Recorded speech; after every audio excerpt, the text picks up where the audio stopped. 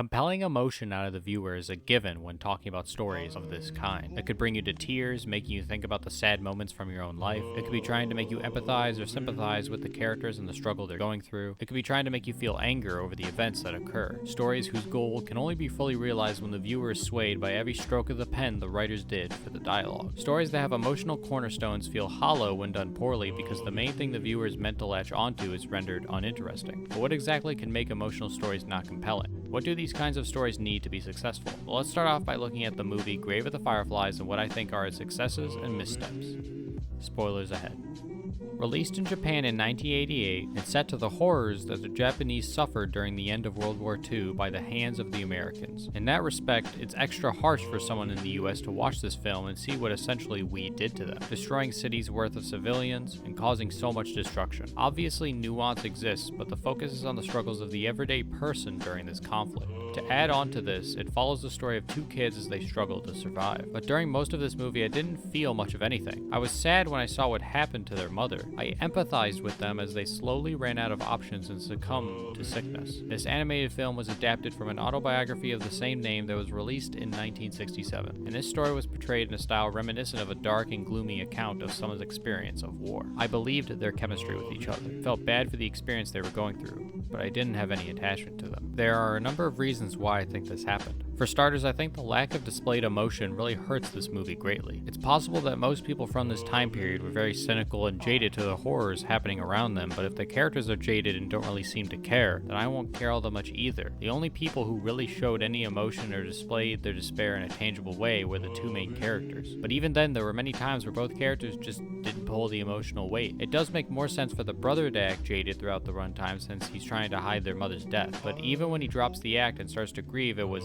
not that much. It doesn't make it any better that seemingly everyone else around just doesn't seem to care about the horrors of war either. The sister does cry over her missing mother, but it's done in the exact same way each time with little to no interesting portrayal. This may seem emotionless on my part, but this film portrays most things in this way. The aunt and her family just live their life normally as if nothing is wrong. The other townsfolk only really display their despair when talking about food. Let's say this is exactly how things were for people during that time. Most people were just going on living their lives as normal with the threat of an attack still possible. If so, then why is this story so dependent on emotional connection when most of the characters in it are so emotionless? It would have been better to show other things such as the war effort, more people losing their lives, and this is a big one, more variety of scenarios. One thing the Grave of the Fireflies suffers from, in my opinion, is being too repetitive. After Seita and Setsuko leave their aunt's house, the rest of the movie is them trying to find food until they eventually meet their end. Nothing else happens aside from some kids briefly messing up their place and a random lone plane fires at Seita before flying off, which nobody in the town reacts to this. No other aircraft was seen aside from this one. It was just off. Did this really happen to this person in this autobiography? Did a random lone plane by itself briefly fire bullets at him before flying off? Regardless of if it happened, Seita doesn't get shooken up from it or anything. He shook for a moment, but after that, it's like it never happened. Again, basically trivializing the entire conflict, because all of these characters are just too jaded. Now, after this brief look at this movie, one thing stands out. It doesn't have an emotional core. It doesn't play to the audience's emotions. It at times trivializes the pain caused by World War II by leaving out most of the pain in service of following two kids as they meet jaded people who are unfazed by the conflict. Yes, it's sad and sympathetic that they're forced to find even tiny scraps of food, but focusing on this one struggle makes their experience one note and stone-faced. After the scene where the viewer is shown the mother being burned in a pile of bodies, the only other times I felt for the characters were the first 1 to 2 times Setsuko cried over her mother's absence, and when their aunt treated them like garbage. So looking at this in a more broad sense, this movie fails to carry much emotional weight. To be fair, this could be done on purpose in an attempt to portray the doom and gloom of war, but I can't say it succeeds in that form either because most people you see in this movie are largely unaffected by the war. Not in a literal sense though, all the characters are dealing with the ramifications of it, but none of them seem to care all that much about it. The aunt's husband is going to work and living his life just as he has been. The aunt's daughter is going to school and living her high school experience like normal. The cop who Seita talks to after he was caught stealing food just acts in a detached way about the whole ordeal and about the state of the world.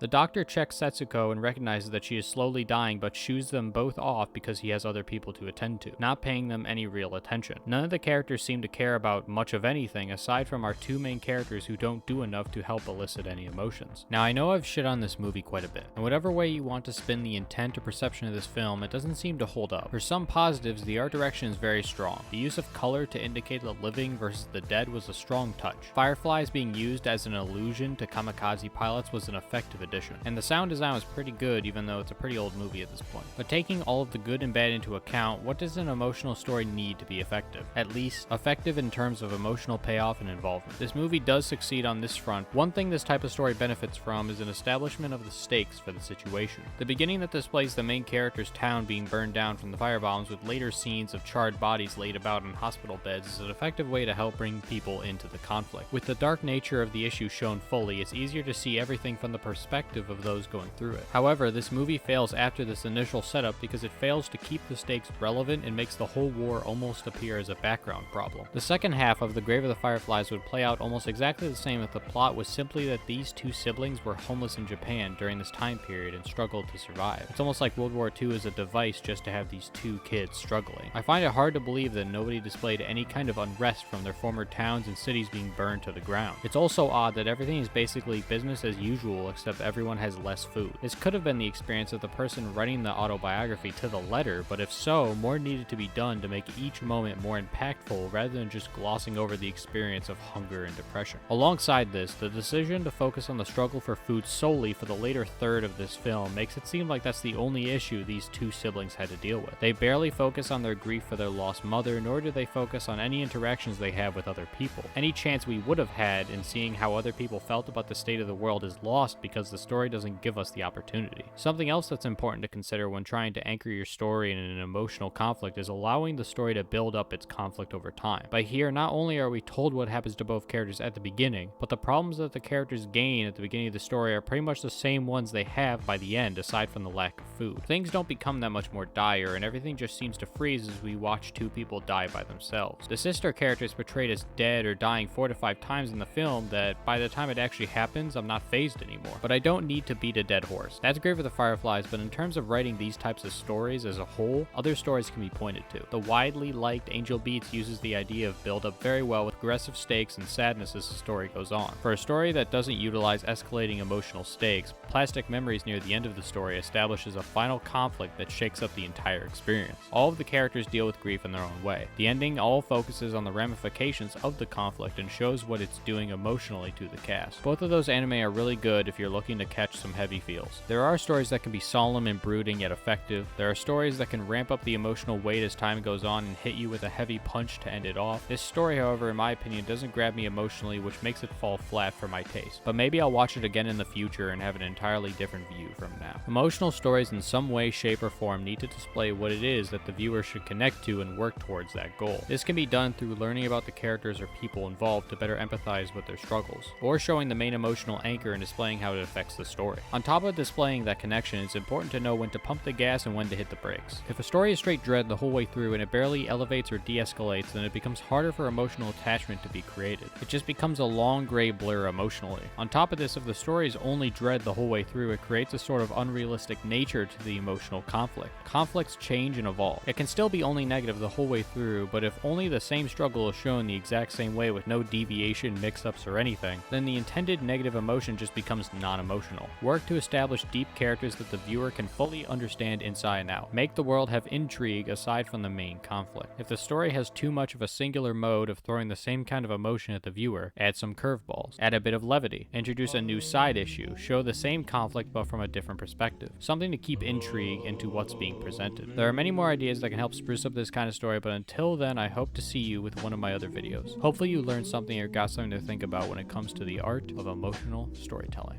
Until next time.